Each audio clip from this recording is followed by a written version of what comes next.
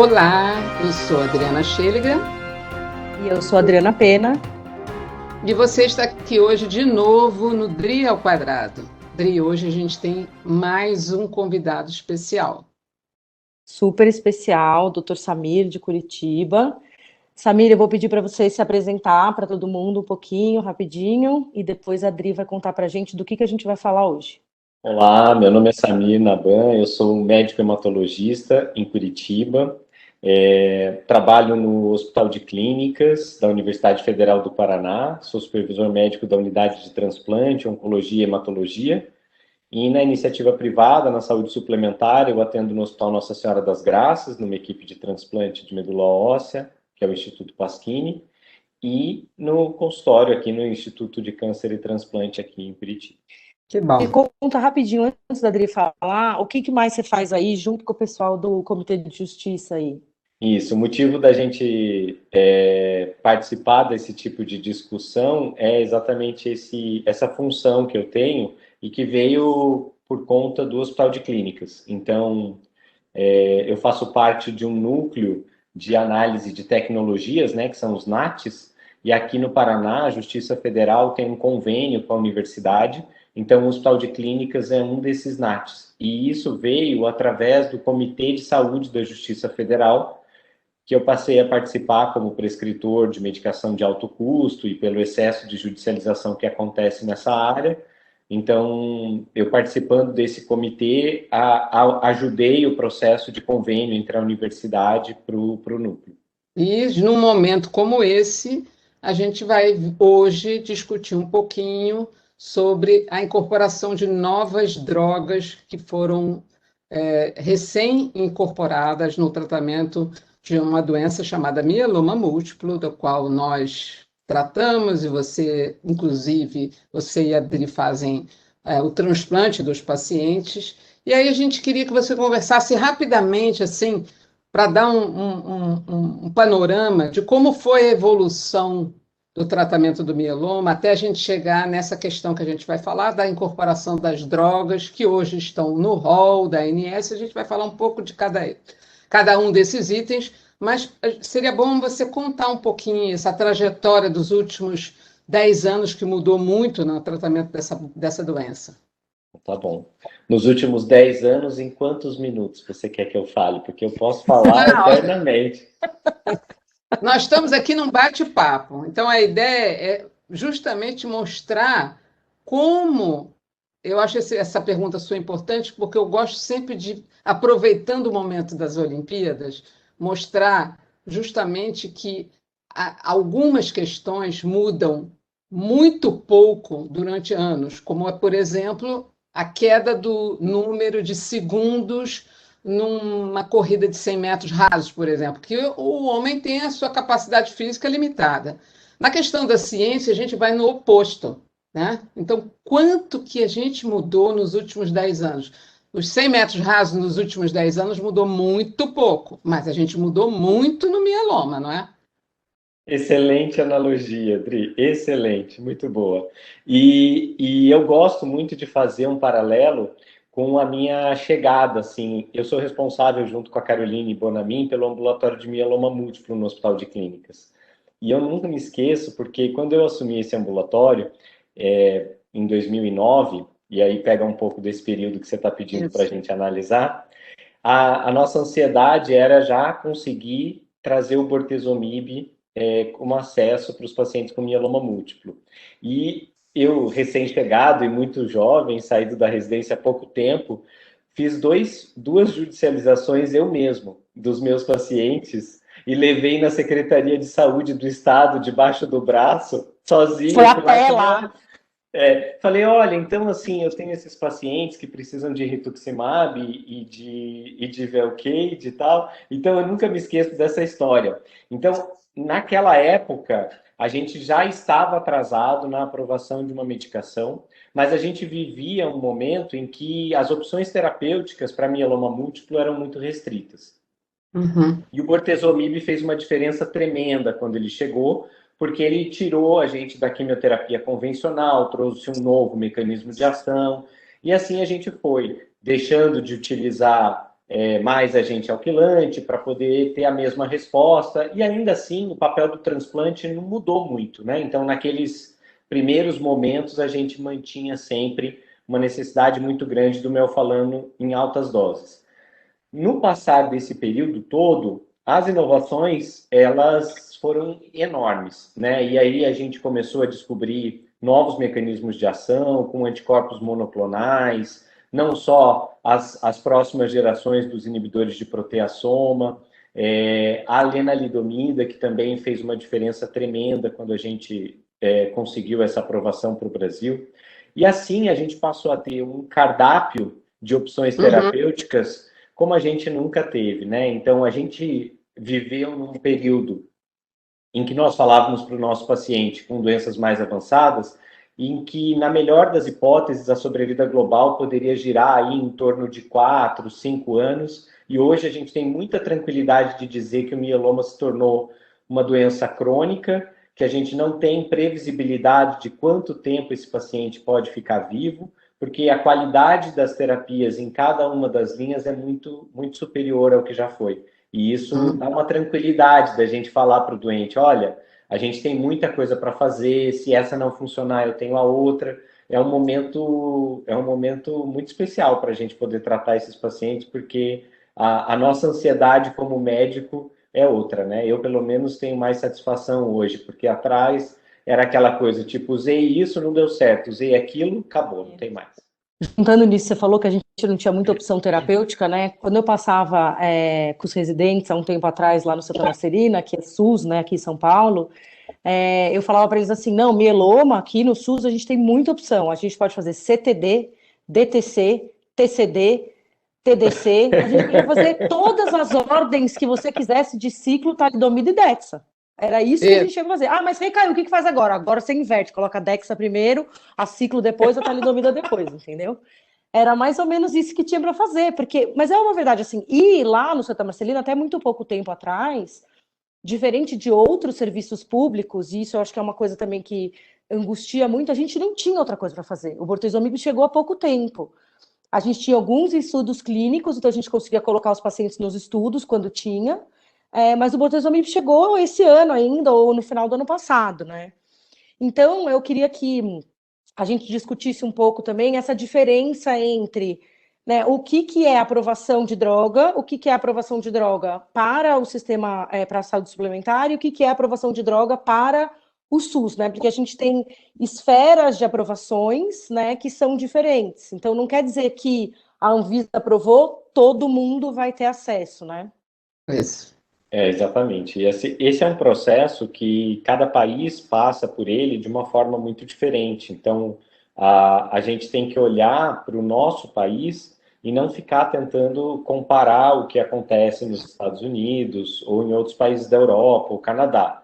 A gente gostaria muito, né, de ter um sistema público do tamanho do nosso que tivesse a mesma eficiência dos grandes sistemas públicos como o Canadá e a Inglaterra. Mas, infelizmente, o processo ele é bastante diferente. Então, para a gente, como você disse, Dri, a gente tem a primeira etapa como a aprovação pela Anvisa. E, a partir desse momento, existe um registro do medicamento no país e uma bula. Depois dessa etapa, a gente chega na precificação. Então, a partir do ponto em que a CMED autoriza o preço com que o remédio deve ser comercializado, ele vai estar disponível para daí sim ser avaliado pelos outros sistemas, que os principais dentro daquele que você citou para a saúde suplementar seria a ANS, e para a saúde pública, né, para o SUS, seria a Conitec. Então, essas etapas, elas são diferentes, e a etapa do que a gente está conversando hoje é a etapa do rol, né, para fazer a lista do rol, a gente está dentro da análise da ANS, que regulariza aquilo que os prestadores de saúde, os planos de saúde, devem ou não fazer, devem ou não aprovar dentro da solicitação médica.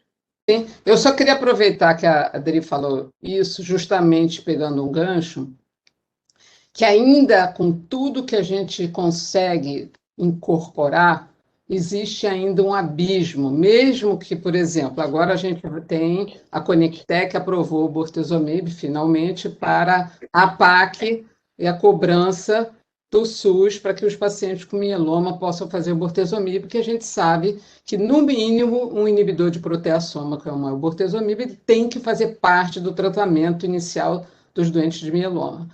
Mas, ainda assim, a gente imagina que a diferença hoje do desfecho do mieloma está no acesso às drogas, né?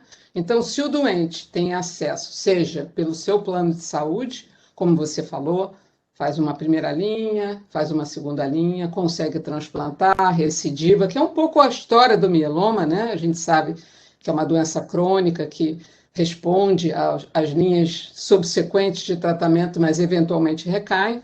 Mas a gente consegue ver bem distinto aquele doente que está no SUS, com pouquíssimas opções, como a Adri falou, e o doente que está na saúde suplementar com todas as opções que tem hoje. Então, eu ontem comentei e coloquei até num post no meu Instagram que eu atendi uma doente que tem 21 anos de mieloma.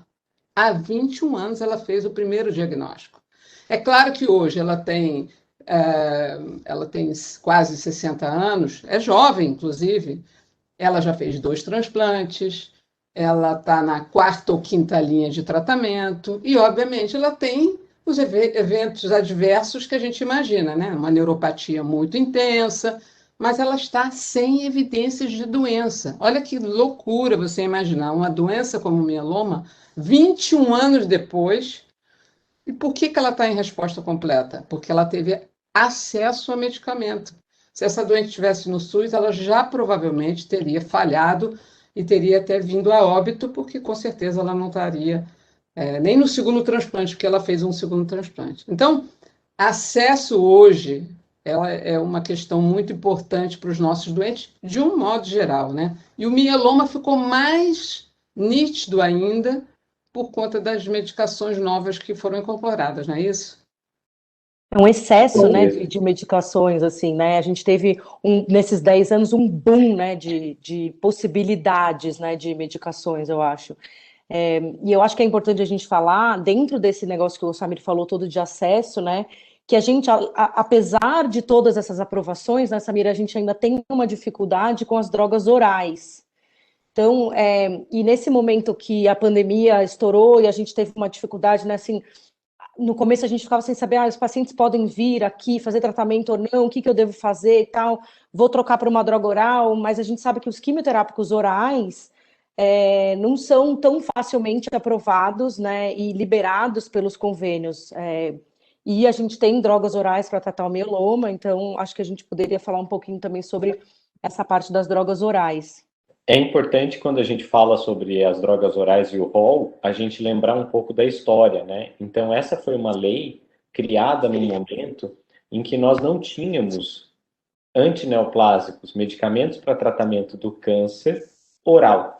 Então, naquele momento em que a lei se criou, não levou-se em consideração que os pacientes com câncer eventualmente poderiam não ter acesso a um tratamento tão importante simplesmente porque a formulação disponível era oral. Então, isso não passou pelo processo de avaliação da legislação. Então, quando a lei do rol foi criada, ela não considerou isso porque nós não tínhamos isso disponível.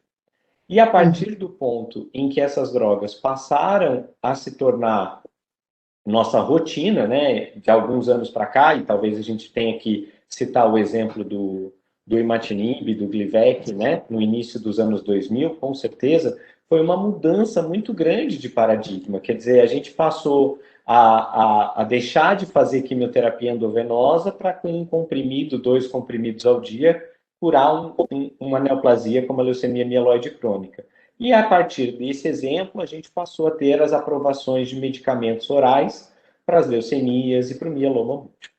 A partir do ponto em que a lei não incluía, não levava em consideração a possibilidade da terapia antineoplásica, isso foi feito de uma forma a proteger a saúde suplementar, porque a partir daquela lista que está descrita no rol de medicamentos, os planos de saúde se sentiam obrigados ou não a poder cobrir o tratamento que o médico havia prescrito. Mas a maneira como eu gosto de ver o rol é de que ele não é o teto do tratamento. Ele é a base. Então, ele é aquilo que o Sugestão, né? convênio ele é aquilo que o convênio é obrigado a fornecer. Mas não significa que o convênio precisa se limitar a isso. Então, Uhum. esse processo todo de contratualização e a maneira como cada um de nós, né, tem acesso ao seu contrato na saúde suplementar, tem que levar em consideração essa circunstância. E aí a gente criou mais uma jabuticaba no Brasil, né? Porque aí a gente tem uma situação que não existe em outros lugares do mundo. A gente tem uma situação em que a droga ela é aprovada pela Anvisa, ela tem bula, ela tem uma indicação precisa, todo mundo sabe, isso está escrito em português, e aí o paciente fica refém de uma lista de medicamentos que pode sofrer atualização a cada 2 anos ou a cada 3 anos, e isso gera um atraso no acesso horrível. Né? E agora a gente, felizmente, teve um ano muito feliz, né? Porque a gente teve uma atualização que, para a gente, como hematologista, fez uma diferença tremenda e as inúmeras drogas que foram aprovadas pelo rol vão beneficiar os pacientes com leucemia linfocítica crônica, com leucemia mieloide aguda e com mieloma múltiplo, que é o nosso principal foco hoje. Exatamente. E a gente imaginar, por exemplo, que a gente chegaria num momento em que você vai fazer um protocolo de combinação de drogas, como o inibidor de proteasoma, um imunomodulador e um corticoide, tudo oral, é uma coisa inacreditável. É claro que você falou uma coisa que eu sempre levo em consideração, claro que todos os hematologistas levam, que é a questão do imatinib. Você imaginar que você mudou 180 graus, 360 não, porque a gente voltaria para o mesmo ponto, né? Mas você mudou 180 graus uma doença que você sabia que a LMC havia um risco de 100% do doente evoluir para uma leucemia aguda, e que para isso o doente precisaria de um transplante halogênico para poder ficar curado, para trocar para uma cápsula, 1 a 2 por dia. E, eventualmente, o doente, dependendo da sua resposta, pode parar o tratamento. Isso é inacreditável. É uma revolução na hematologia. Não, Por outro Rodrigo, lado, ah, não, é só para juntar aí, né? E no mieloma, ainda por cima, a gente diminuiu drasticamente, né, os efeitos das químios também, né? Porque todo mundo aqui lembra que era fazer VAD, né, nos pacientes. agora, e quando você observa as curvas de sobrevida do mieloma, da década de 70 para cá, a gente dobrou a sobrevida dos pacientes. Sobrevida livre de progressão, que eu estou dizendo, obviamente, mas de qualquer forma, se você dobrar o tempo que o paciente vai sobreviver com ou sem a doença, porque eventualmente a doença pode estar em remissão, ela pode recidivar, mas isso é formidável, né? Então, um protocolo com todas as drogas que você quer utilizar, como é o inibidor de proteação oral, a dexametasona, que a gente sabe que corticoide sem corticoide, hematologista não vive. E o imunomodulador, como a lenalidomida, isso é muito interessante. Isso é um protocolo muito. Eu tive a oportunidade de já usar em alguns pacientes, idosos ou não, com assim, com um resultado muito interessante. A questão é que, eventualmente, a gente usa no paciente muito ou politratado. E aí esse tempo vai diminuir, né? E eu acho também que esses protocolos, essas possibilidades terapêuticas que a gente tem agora com, né, Ixazomib, enfim, lenalidomida, Dex e tal, a gente consegue tratar o paciente que não vai para o transplante melhor também do que a gente tratava antes, né? A gente consegue dar uma qualidade melhor. Uhum. Mas, de novo, a gente tem essa barreira que o senhor me falou, né? Eu acho que a gente tem duas medicinas muito diferentes aqui no Brasil, né? A gente sempre fala sobre isso, né? Quem tem acesso, quem não tem. E mesmo quem tem acesso tem umas dificuldades de acesso quando a gente fala de rol e tal.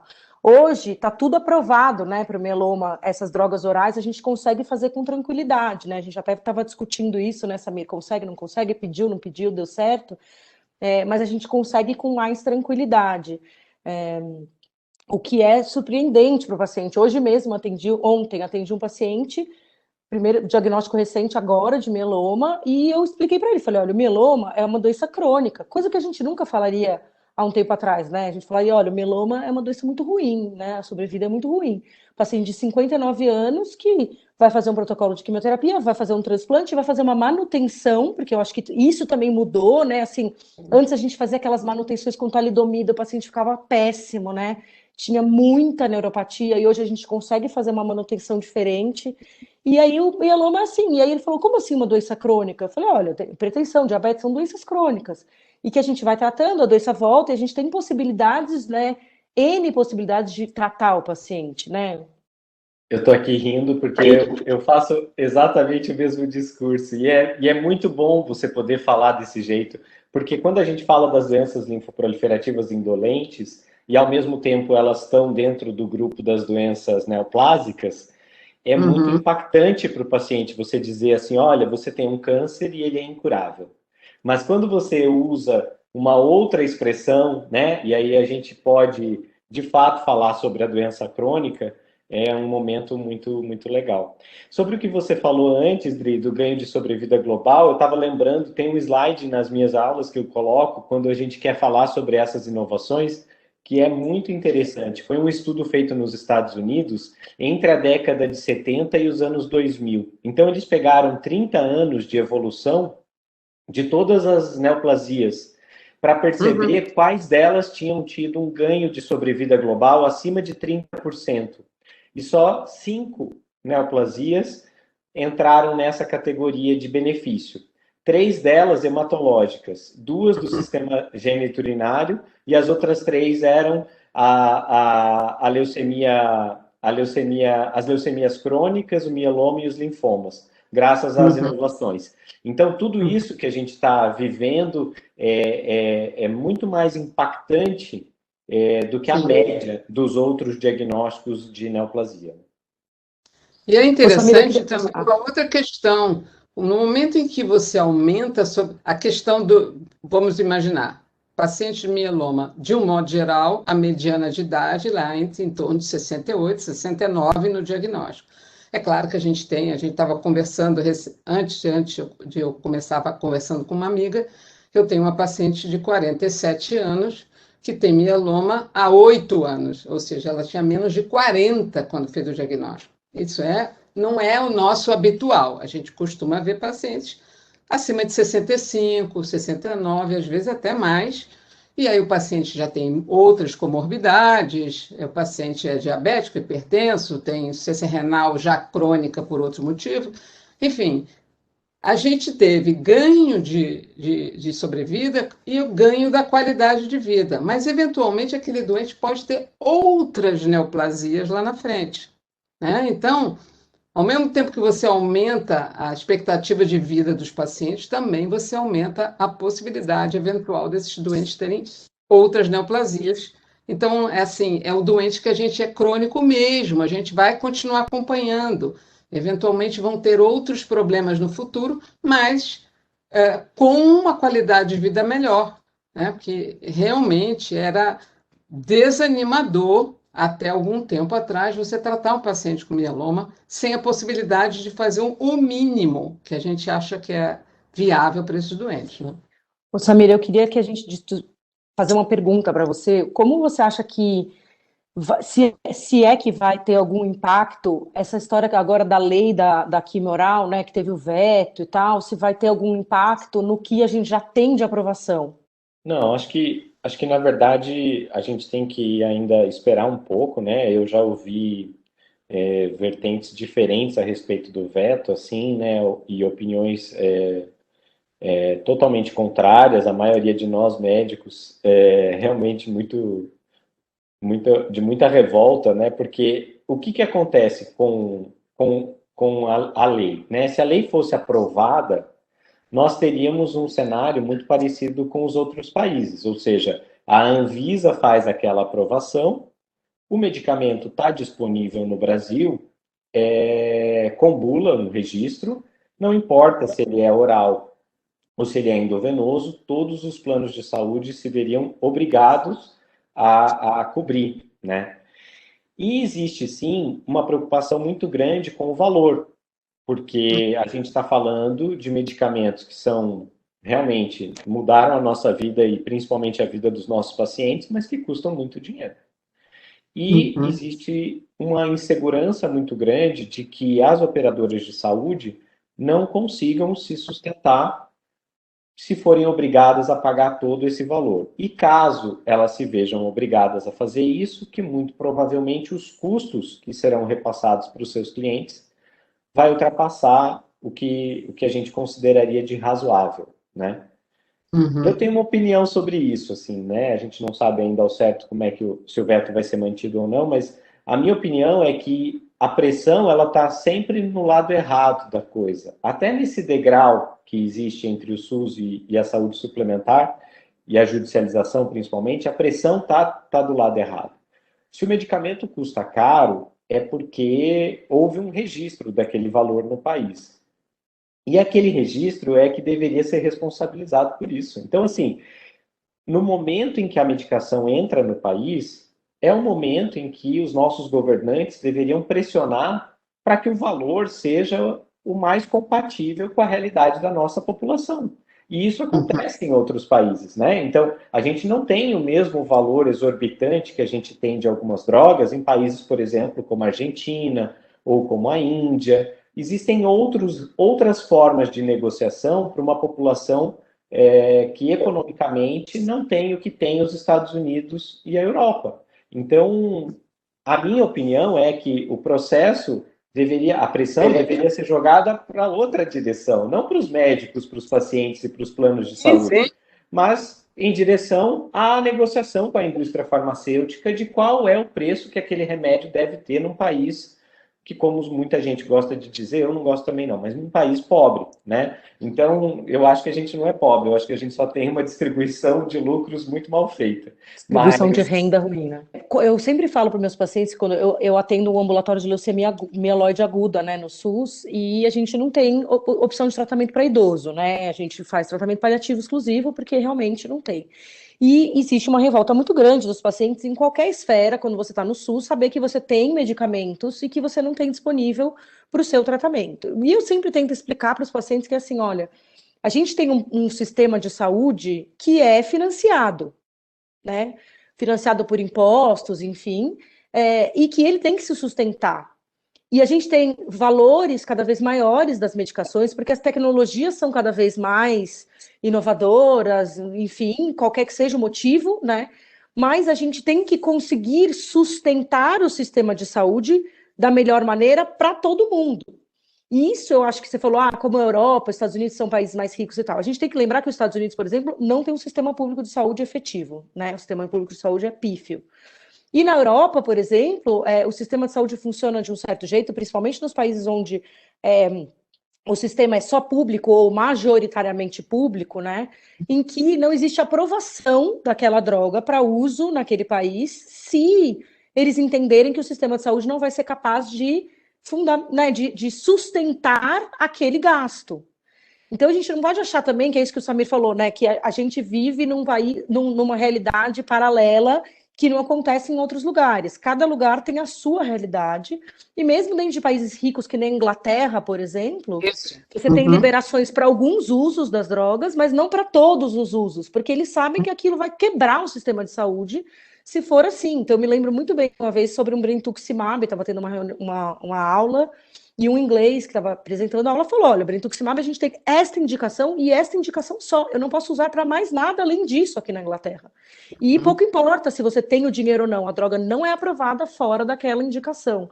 Então, eu acho que a gente tem que também entender que os sistemas todos têm uma pressão, e é isso que você falou. A pressão é enorme e vai cair em alguém esse custo, né? O custo não vai se sumir, né? Ó, eu queria aproveitar que você está falando de duas coisas que você começou e eu me lembrei, que eu acho que são muito importantes. Quando você falou da Inglaterra, a Inglaterra tem uma forma de aprovação da droga anterior, como se fosse a Anvisa, né? Tem uma aprovação que ela avalia não só os estudos que levaram a droga a aprovar, mas o ano de custo de ano de, né, o custo do ano ganho de vida pela Uhum. introdução daquela droga. E eu me lembro que há uns 2 ou 3 anos atrás estavam chegando, assim, como eu faço oncologia também, chegando 2 ou 3 drogas para câncer de rim aprovadas no Brasil, assim, uma, duas, três, sabe? Era uma velocidade enorme de drogas orais para câncer de rim, das quais nenhuma tinha sido aprovada na Inglaterra.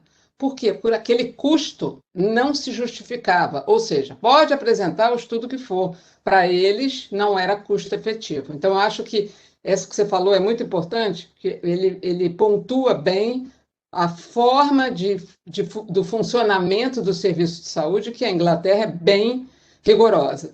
Por outro lado, eu gosto muito de ouvir como os canadenses fazem também, que têm menos recursos ainda que a Inglaterra e que os Estados Unidos, mas que eles colocam a população dentro da decisão. Então, por exemplo, eu vou dar um exemplo que eu acho ótimo, que eu me lembro do Dr. Connor falando da incorporação do PET-CT para o Hodgkin. Ele dizia o seguinte: foi decidido na comunidade, incluindo o governo e a população, que o PET para Hodgkin só pode ser um único PET. Estou falando fora de estudo clínico, né? Na vida real. Então, como é que você vai incorporar um único PET no momento em que a gente sabe que depois do segundo ciclo, o PET interino faz a diferença nessa doença? Então, eles têm um protocolo e eles incorporaram o PET daquela forma. Se você quer fazer outro PET, você atravessa a fronteira, vai fazer nos Estados Unidos e paga. Não tem problema algum. Só que o Canadá não paga. Então, assim, é claro que não existe um governo ideal, mas são aprendizados que a gente observa de uma forma que a gente possa, de fato, oferecer acesso para todos. Esse seria o ideal. Mas levando em consideração que a gente tem 80% da população brasileira no SUS, com mais de 240 milhões de pessoas, isso tem um impacto financeiro extraordinário. E isso que são as discussões que eu concordo com o Samir, isso não pode estar no colo do médico que está atendendo o doente. Isso tem que ser muito antes. Não aprova a droga. Não aprova a droga. A Anvisa não pode aprovar uma droga que a gente não vai poder usar. É simples. É assim que fazem os governos. E Não estou dizendo que os governos são pobres, né? Isso mesmo. Não, e isso que vocês duas falaram agora é o que eu sempre imagino por causa desse volume, Tri. 80% da população, 75% da população que é dependente do SUS, está atrelado ao acesso à Conitec, que é uma agência relativamente jovem, quando comparada com as agências que a gente costuma citar de fora do Brasil, principalmente o NICE na Inglaterra, mas que precisava amadurecer num determinado grau, na minha concepção, a ponto de grudar na aprovação da Anvisa. Então, não deveria existir. Se nós temos 80% da população dependendo do SUS, por que é que eu preciso da avaliação da tecnologia em dois momentos diferentes? Claro, A gente claro. tem que falar sobre a maioria, a gente não tem que falar sobre a minoria na saúde suplementar. Exato. Exato. E se essa aprovação tivesse atrelada, né, se a Conitec tivesse grudada na Anvisa, isso seria antes da discussão do preço. E aí Claro. a discussão do preço ia ter Ia ser diferente. outro raciocínio. E o Brasil, infelizmente, conforme você citou ali, duas coisas que a gente não tem no Brasil. Boas análises de custo-efetividade, porque as informações são muito, muito difíceis de se obter no país. E a gente não tem a avaliação do que você chamou aí de ganhos de vida e qualidade de vida, que são os qualis, que eles utilizam muito nesses cálculos, e a gente precisaria avançar nessa etapa, né, tanto da análise de custo-efetividade como para ter o quali, né, e você poder falar o que você disse, né, custa quanto, mas traz quanto de benefício para a população. E é só a partir desse tipo de análise mais séria é que é possível tentar entender as aprovações que são feitas. Né? E parece cruel, né? Mas nessa análise de custo-efetividade entra o fato de que na verdade, entra uma conta, pelo menos na Inglaterra eles fazem essa conta, assim, de quanto isso gera de valor agregado por você voltar aquela pessoa para o mercado de trabalho. né? Então, assim, eu tenho uma pessoa que está fora do mercado de trabalho porque ela está fazendo um tratamento de câncer, se ela morrer, eu vou perder aquela pessoa. Uhum. Mas se eu curar ela, ou se eu tratar ela de uma forma que ela possa voltar para o mercado de trabalho, ela vai voltar à cadeia produtiva. Então, entra nessa conta também a média de idade dos pacientes que vão usar aquela droga, né? E aí, o quão boa é aquela droga que vai fazer isso voltar a gerar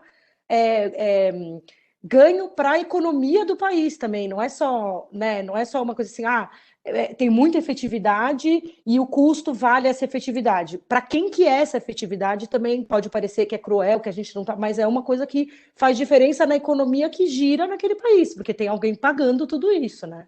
Uhum.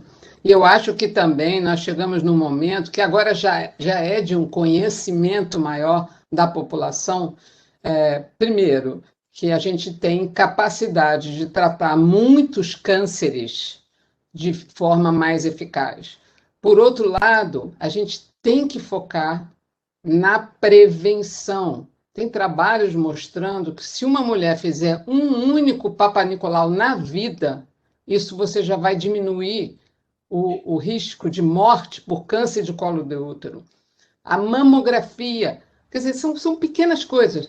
Controle do peso, o efeito com maior impacto no câncer é a cessação do tabagismo. Então, olha que interessante, na minha época de adolescente, foi quando começaram a cortar os anúncios de Marlboro, das pessoas ricas e famosas, que aquilo tinha uma relação com sucesso, né? Fumar, beber, etc. E, obviamente, que isso é inviável hoje.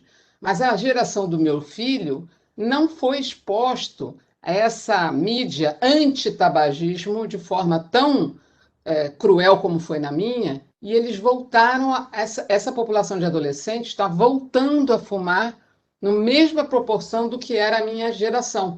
Então, assim, isso não agora, mas daqui a 20, 30 anos vai ter impacto novamente. Quando a gente estava começando a cair câncer de pulmão, e inclusive das mulheres, você vai voltar a subir. Então é tanta coisa interligada, né, que a gente tem que pensar como em termos de saúde pública, para que a gente possa fazer o diagnóstico, tratar o doente em 30 dias, que seria o ideal do diagnóstico, e quando você chega, a gente que trabalha no SUS, vê o doente que passou, no caso do mieloma, um ano em Eu ia fisioterapia, falar em isso. pedista, em clínica médica, e ninguém pensou em mieloma. Então, eu ia falar isso, Dri. Eu acho que para a prevenção, né, nas doenças oncohematológicas é a dificuldade de fazer o diagnóstico, né? E no mieloma mais ainda, né? Aquele paciente que tem uma fratura, alguém viu a fratura, mandou para físio. Daí o paciente tem uma anemia, alguém deu ferro e ficou esperando ver se a anemia melhorava.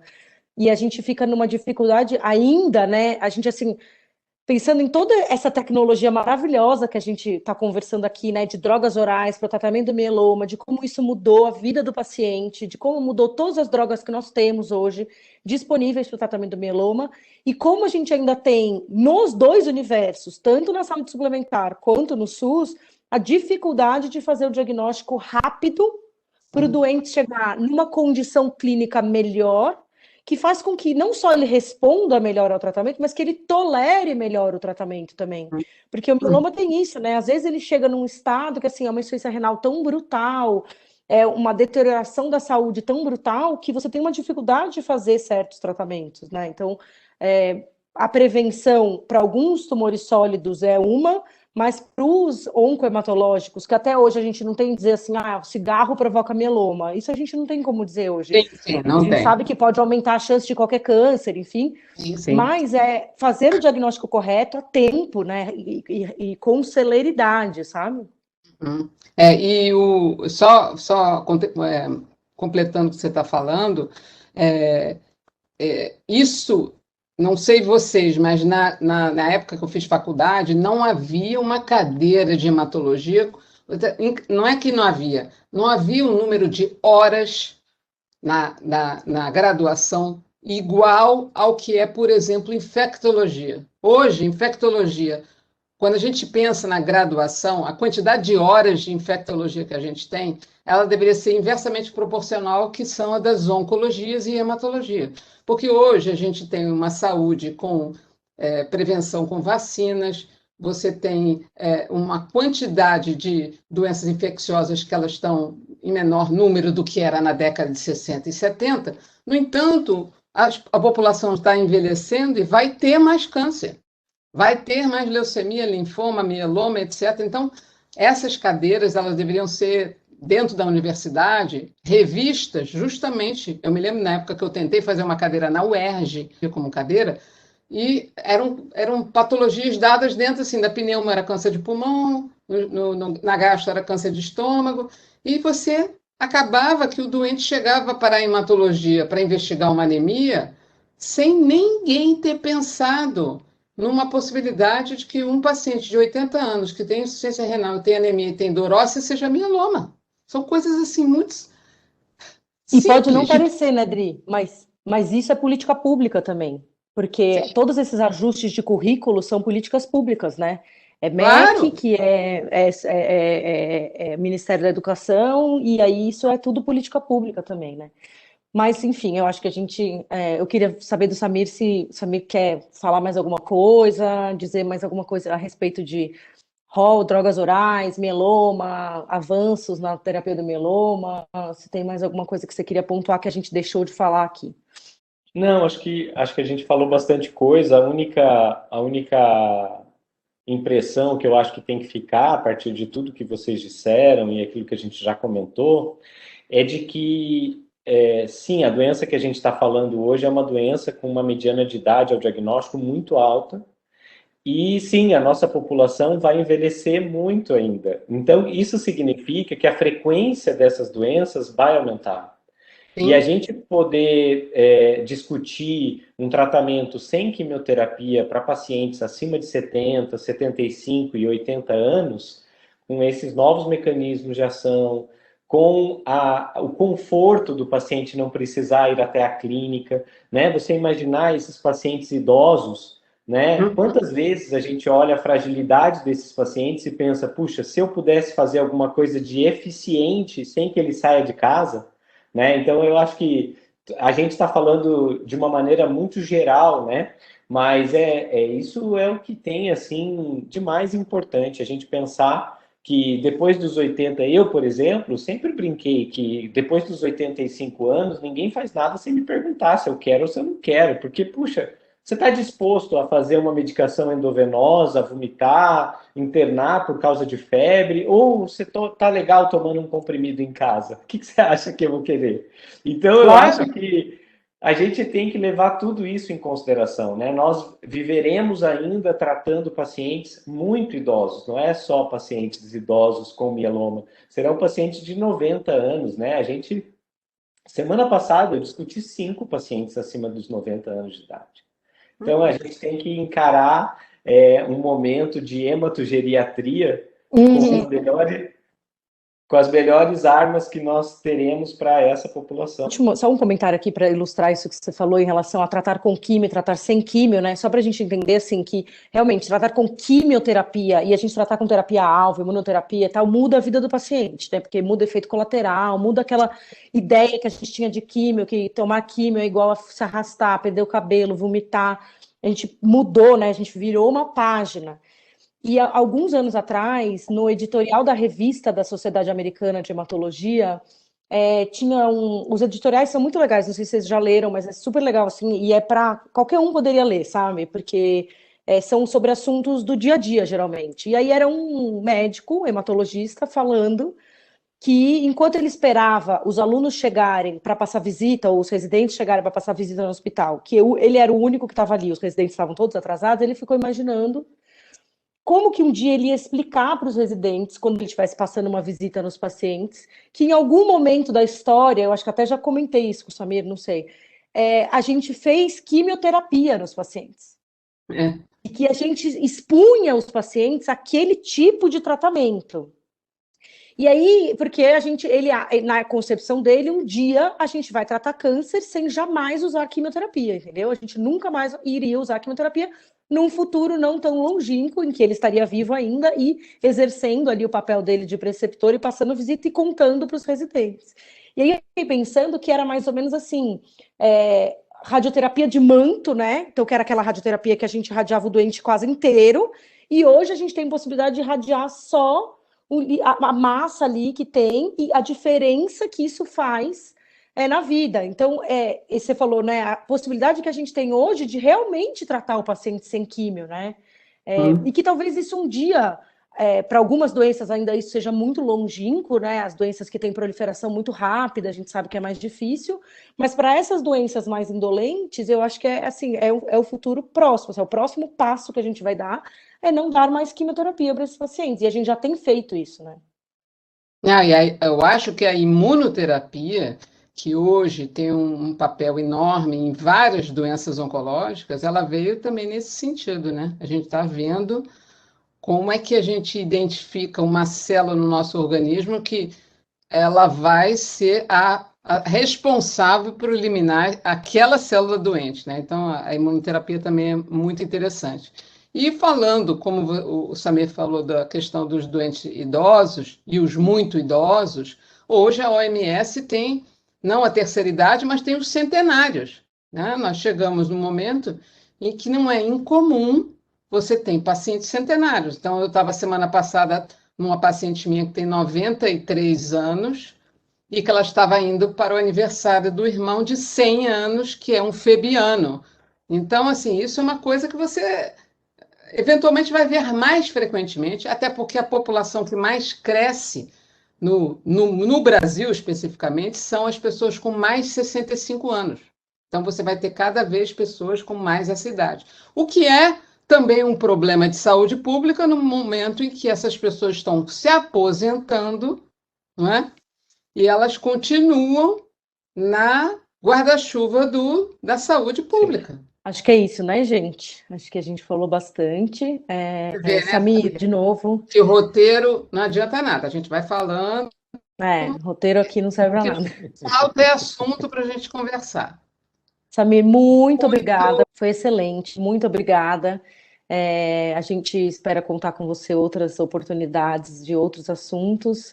A sua expertise aí nessa parte do sistema de justiça sempre me deixa assim, maravilhada, porque é uma parte que realmente eu tenho uma dificuldade enorme nessa parte de direitos, né, dos pacientes, direitos dos convênios e tal, e o Samir sempre me ajuda, sempre que eu tenho um desespero, Samir, dá para fazer isso? Eu sempre ligo para ele me ajuda, então muito obrigada, espero que todo mundo tenha gostado, e um beijo para todo mundo. Dri, até a próxima.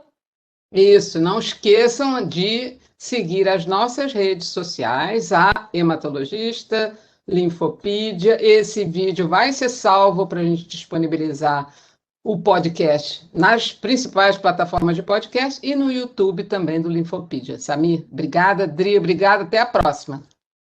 Gente, muito obrigado pelo convite. Sempre que vocês quiserem, eu estou aqui à disposição. Para mim é um prazer poder conversar com vocês, que são duas amigas que eu adoro demais. Obrigado mesmo, viu? Obrigada, um beijo.